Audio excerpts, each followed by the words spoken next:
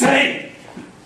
For pity of mine age, whose youth was spent in dangerous wars, whilst you securely slept, for all my blood in Rome's great quarrel shed, for all the frosty nights that I have watched, and for these bitter tears, which now you see, filling the aged wrinkles of my cheeks. Be pitiful to my condemned sons, whose souls are not corrupted as 'tis thought. For 22 sons I have never wept, because they died in honor's lofty bed. For these tribunes, in the dust I write my heart's deep languor and my soul's sad tears. Let my tears staunch the earth's dry appetite. My son's sweet blood will make it shame and blush. O earth, I will befriend thee more with rain that shall distill from these two ancient urns than youthful April shall with all his showers. In summer's drought, I'll drop upon thee still. In winter time, with warm tears, I will melt the snow and keep eternal springtime on thy face. So thou refuse to drink my dear son's blood. O reverend tribunes, O gentle aged men, unbind my sons, reverse the doom of death, and let me say, who never wept before, these tears are now prevailing orators. O noble father, you lament in vain. The tribunes hear you not. No man is by, and you recount your sorrows to a stone. Oh, Lucius, for thy brothers, let me plead. Grave tribunes, once more I entreat of you. My dear father, the tribunes hear you not. Why, 'tis no matter, man, if they did hear. They would not mark me. And if they would mark, they would not pity me.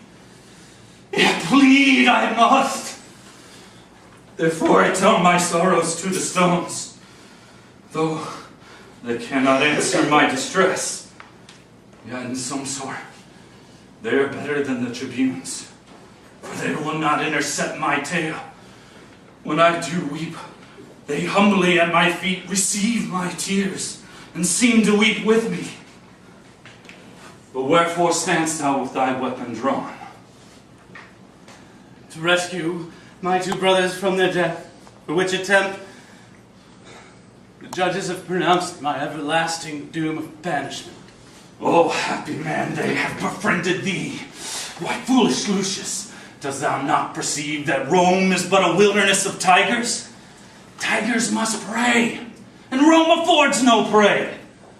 But me and mine, how happy art thou then from those devourers to be banished? Well, who comes with our brother Marcus here? Good Titus, prepare thine aged eyes to weep, or if not so, thy noble heart to break. I bring consuming sorrow to thine age. Will it consume me? Let me see then. This was thy daughter. Why, Marcus? So she is. My mate's object kills me.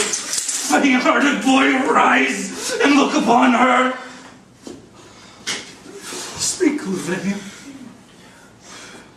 What accursed hand hath made thee handless in thy father's sight?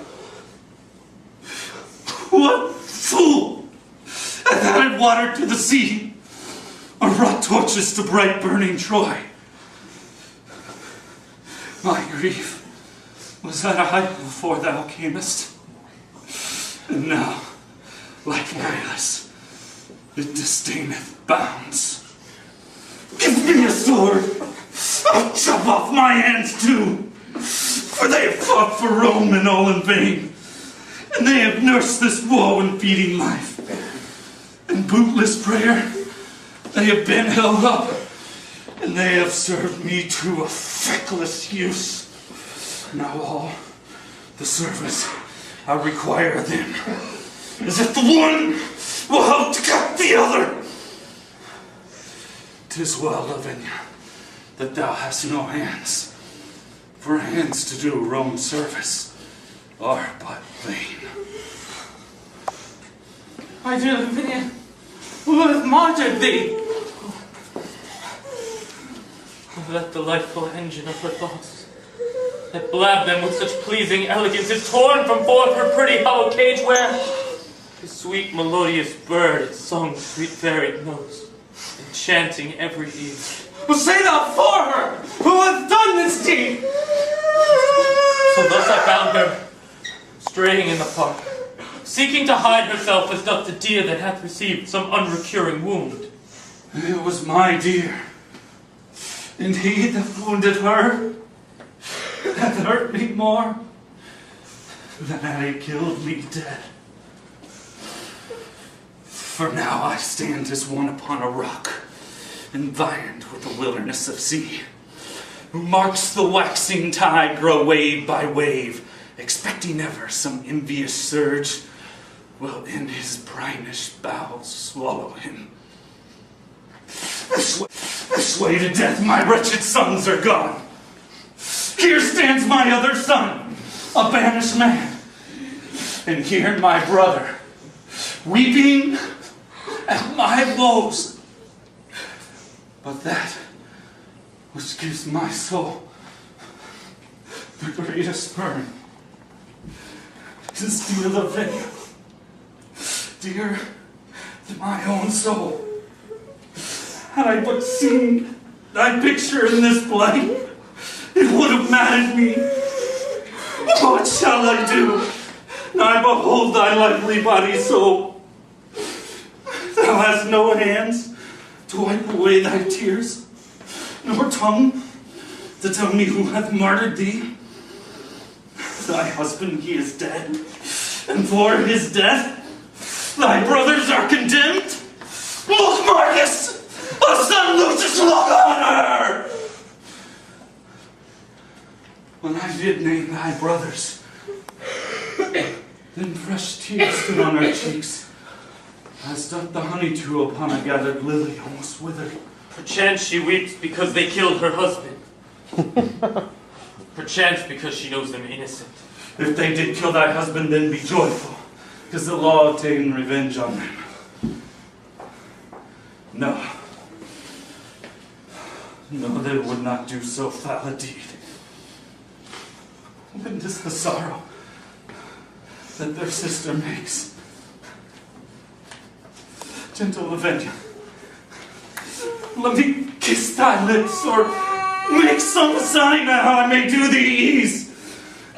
Shall thy good uncle and thy brother Lucius and thou and I sit around some fountain, looking all downwards to behold our cheeks, how they are stained as meadows yet not dry, with miry slime left on them by a flood?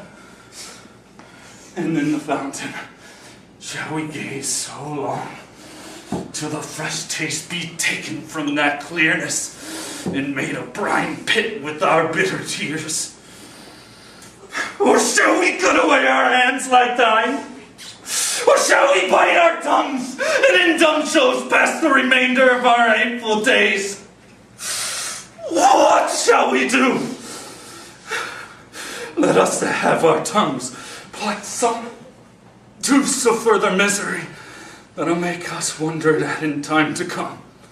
Sweet father, cease thy tears, for I do grieve see how my wretched sister sobs and weeps. Patience, dear niece. Good Titus, dry thine eyes. Oh, Marcus, my brother, well I wot thy napkin cannot drink a tear of mine, for thou, poor man, have drowned it with thine own.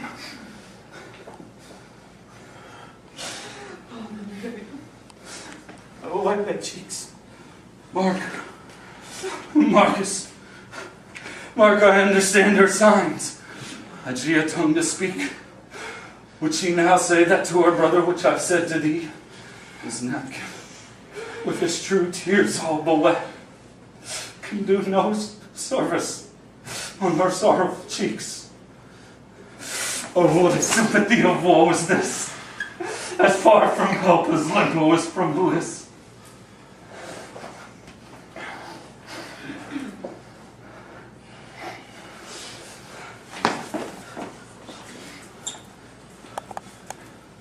Titus Andronicus, my lord, the emperor sends thee this word, that if thou love thy sons, let Marcus, Lucius, or thyself, old Titus, or any one of you, chop off your hand and send it to the king. He for the same will send thee hither both thy sons alive, and that shall be their ransom of your fault. O gracious Emperor, O gentle Aaron, did ever raven sing so like a lark, that brings sweet tidings of the sun's uprise? With all my heart, I'll send the Emperor my hand. Good Aaron, wilt thou help to chop it off? Stay, father. That noble hand of thine shall not be sent that hath thrown down so many enemies. My hand will serve the turn. My youth can better spare my blood than you, and therefore mine shall save my brothers' lives. Which of your hands hath not defended Rome? Whose hand hath reared aloft the bloody battle axe and wrought destruction on the enemy's castle? None but both are of high desert. My hand hath been but idle. Let it serve to ransom my two nephews for their death, and have I kept it to a worthy end. Nay, come, agree whose hand shall go along, for fear they die before their pardon come. My hand shall go. By heaven, it shall not go! Sir, strive no more. Such withered herbs as these are meet for plucking up, and therefore mine. For a father's sake and mother's care, let me show a brother's love to thee. Sweet father, if I shall be thought thy son, let me redeem my brothers both from death. Sirs, agree between you. I will spare my hand. And I'll go fetch an axe. But I will use the axe. Come hither, Aaron. I'll deceive them both. Lend me thy hand, and I shall give thee mine. If that be called deceit, I will be honest, and never wilt thou live deceive men so. But I'll deceive you in another sort, and that you will say ere half an hour pass.